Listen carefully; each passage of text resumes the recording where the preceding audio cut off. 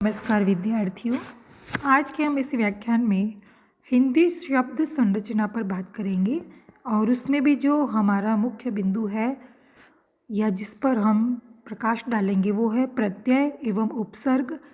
आज भाग 1 में हम प्रत्यय पर विशद चर्चा करेंगे, उपसर्ग को हम बाद में लेंगे। आइए बात करते हैं हिंदी के प्रत्ययों का विकास। प्रत्यय क्या है इसके बारे में हम थोड़ा सा जान लेते हैं।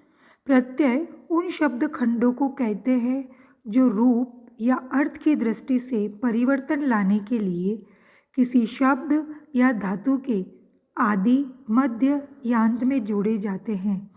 यहाँ केवल उन प्रत्ययों पर ही विचार किया जाएगा जो शब्दों या धातुओं के अंत में जोड़े जाते हैं, क्योंकि हिंदी में अधिकतर ऐसे ही प्रत्यय व्यवहार में आते हैं जो अंत में जोड़े जाते हैं। मूलतः प्रत्यय भी सार्थक शब्द थे, किंतु धीरे धीरे उनके रूप घिसते गए और आज केवल अंश मात्र ही अवशिष्ट रह गए हैं। हिंदी में ये प्रत्यय विविध स्रोतों से आए हैं। इनमें से कुछ प्रत्यय तो संस्कृत भाषा से आए हैं, कुछ मध्यकालीन आर्य भाषाओं अर्थात प्राकृत एवं अपभ्रंशों से आए हैं, कुछ अरबी फारसी से आए हैं और कुछ अंग्रेजी भाषा की देन है। इस प्रकार हिंदी प्रत्ययों का इतिहास बड़ा विलक्षण है। इन प्रत्ययों का मूल भारतीय भाषा में विद्यमान है। मूल भारतीय भाषा में अनेक प्रत्यय थे। भारत ईरानी शाखा की भाषाओं में आकर उनमें से कुछ प्रत्यय लुप्त हो गए और कुछ प्रचलित रहे। भारतीय शाखा के संस्कृत भाषा में 2 प्रकार के प्रत्ययों का ही प्रयोग होता था, कृत और तद्धित प्रत्यय। कृत प्रत्यय वे थे जो धातु के साथ जोड़े जाते थे, जैसे कत्वा, त, क्षत्रि, शानज आदि। कृत प्रत्यय के योग से निर्मित शब्दों को कृदंत कहा जाता था। दूसरे तद्धित प्रत्यय थे। तद्धित प्रत्यय वे हैं जो संज्ञा, सर्वनाम, विशेषण, कृदंत आदि में जोड़े जाते हैं, जैसे इक प्रत्यय है जो साहित्य में जुड़कर साहित्यिक हो गया। इन प्रत्यय है जो कुल में जुड़कर कुलीन हो गया। ईय प्रत्यय है जो भारत में जुड़कर भारतीय बन गया। इन दोनों प्रकार के प्रत्ययों में मुख्य अंतर भी यह था कि कृत प्रत्यय तो केवल असिद्ध धातुओं में जोड़े जाते थे। इनके अतिरिक्त प्राकृत, अपभ्रंश आदि मध्यकालीन आर्य भाषाओं में अन्य कितने ही प्रत्ययों का प्रयोग होता था। जब हिंदी का प्रादुर्भाव हुआ तब तक कुछ प्रत्यय तो उसे सीधे प्राकृत एवं अपभ्रंश से मिल गए, कुछ संस्कृत से मिले, कुछ बोलचाल की भाषाओं से मिले, कुछ उन विदेशी भाषाओं से मिले जो तत्कालीन हिंदी प्रदेश में प्रचलित थी।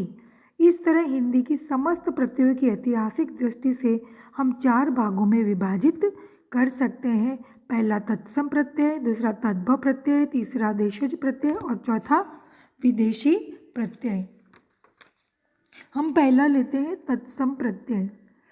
हिंदी के तत्सम प्रत्यय वे हैं जो संस्कृत से हिंदी में आए हैं, किंतु तनिक भिन्नता के साथ हिंदी में प्रयोग होते हैं। जब से हिंदी में विविध प्रकार की पारिभाषिक शब्दावली का निर्माण होने लगा है, तब से इन तत्सम प्रत्ययों का प्रयोग अत्यधिक बढ़ गया है। इसमें पूर्व परिनिष्ठित हिंदी में भी इनका प्रयोग पर्याप्त मात्रा में होता रहा। जैसे हम आ प्रत्यय ले लेते हैं, प्रिय से प्रिया, सुत से सुता, सर्वमंगल से सर्वमंगला। आलू प्रत्यय लगाते हैं, दया से दयालु, श्रद्धा से श्रद्धालु। जीवी प्रत्यय लगाते हैं, बुद्धि से बुद्धिजीवी, श्रम से श्रमजीवी। तः प्रत्यय लगाते हैं, स्व से स्वतः, तत्व से तत्वतः। तथा तया प्रत्यय लगाते हैं, विशेष से विशेषतया, साधारण से साधारणतया। ता प्रत्यय लेते हैं, जन से जनता, लघु से लघुता। त्व प्रत्यय लेते हैं, कृति से कृतित्व, महत् से महत्व। दा प्रत्यय सर्व से सर्वदा, धा प्रत्यय बहु से बहुधा, वर्ती प्रत्यय समीप से समीपवर्ती, चक्र से चक्रवर्ती, वान प्रत्यय गुण से गुणवान, रूप से रूपवान, शाली प्रत्यय बल से बलशाली, भाग्य से भाग्यशाली इत्यादि। अब हम अगला लेते हैं तद्भव प्रत्यय। हिंदी में ऐसे अनेक प्रत्यय प्रचलित हैं जिनमें से कुछ प्रत्ययों के तो मूल तत्सम रूपों का पता चल जाता है, किंतु कुछ प्रत्ययों का अभी तक मूल ज्ञात नहीं है। जो तत्सम से विकसित प्रत्यय हैं वे तद्भव प्रत्यय कहलाते हैं, और जिनके मूल तत्सम रूपों का अभी तक पता नहीं चला है वे देशज मान लिए गए हैं, परंतु उनके भी मूल का पता लग जाने पर वे देशज न रहकर फिर तद्भव हो सकते हैं। इस तरह हिंदी में इन तद्भव प्रत्ययों की संख्या बहुत है और वे अत्यंत प्राचीन काल से व्यवहार में आ रहे हैं। इनके परंपरागत रूपों में कतिपय परिवर्तन भी हुए हैं, किंतु ये हिंदी की अपनी निजी संपत्ति है और इनकी संख्या तत्सम एवं विदेशी प्रत्ययों से कहीं अधिक है।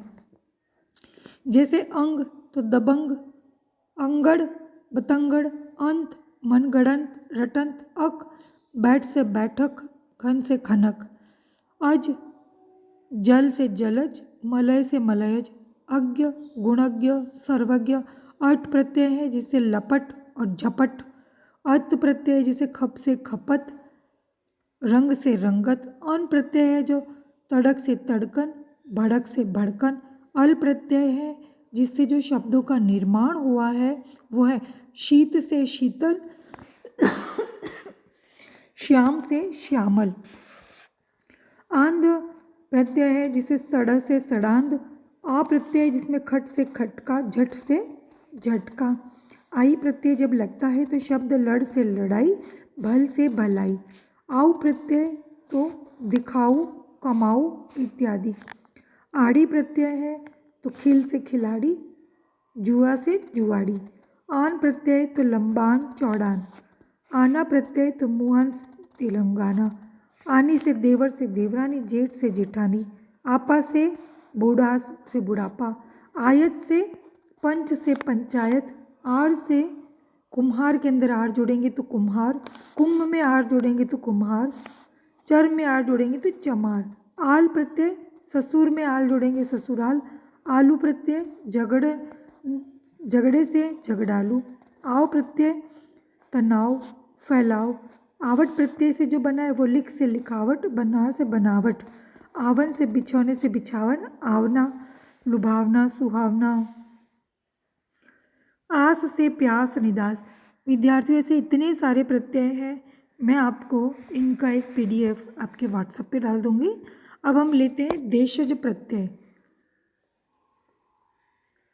जिन प्रत्ययों के तत्सम रूपों का तनिक भी पता नहीं चला है और जो अत्यंत प्राचीन काल से हिंदी में प्रयुक्त हो रहे हैं वे देशज प्रत्यय कहलाते हैं। हो सकता है कि इनमें से कुछ प्रत्ययों के तत्सम रूपों का पता आगे चलकर लग जाए, ऐसी दशा में फिर ये तद्भव मान लिए जाएंगे। अभी तो विद्वानों की राय में ये देशज ही है। जैसे अक्कड़ तो घूमने घूम से घुमक्कड़, भूल से भुलक्कड़, आँख तो तैरने से तैराक, चाल से चालाक, आँका तो लड़ से लड़ाका, आका धमाका धड़ाका, आटा से जो शब्द बने वो सन्नाटा खर्राटा, इयल प्रत्यय से मरियल अड़ियल आदि। अब हम लेते हैं विदेशी प्रत्यय। हिंदी में विदेशी प्रत्यय दो प्रकार के मिलते हैं, अरबी फारसी के प्रत्यय और अंग्रेजी के प्रत्यय। अरबी फारसी के प्रत्यय, जो प्रत्यय फारसी के माध्यम से हिंदी में आए हैं उन्हें अरबी फारसी के प्रत्यय कहते हैं।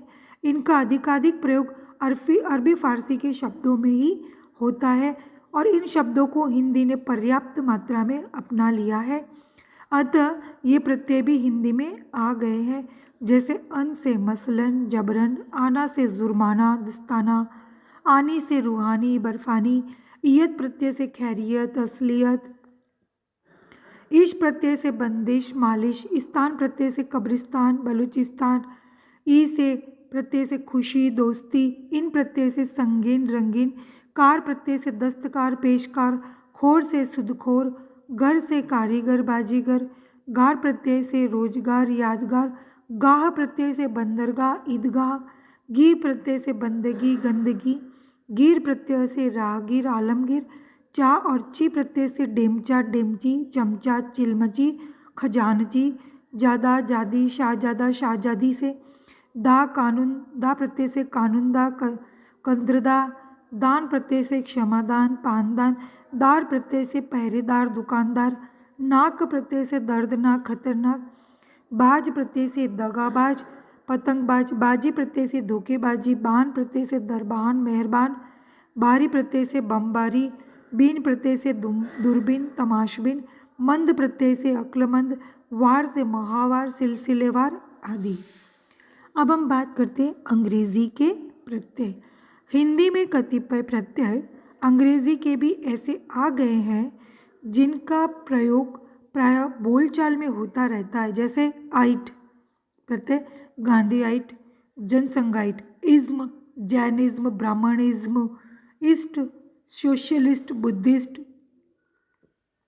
डम गुरुडम, फाड़ फाई सरलीफाई, फिकेशन रट्टाफिकेशन इत्यादि। तो विद्यार्थियों, आज हमने प्रत्यय के बारे में बात करी कि प्रत्यय क्या है, प्रत्यय का विकास कैसे हुआ, और हिंदी में तत्सम तद्भव देशज और विदेशी प्रत्ययों का भी प्रचलन है और किस प्रकार से इनसे नए शब्द हमें प्राप्त होते रहते हैं। धन्यवाद विद्यार्थियों।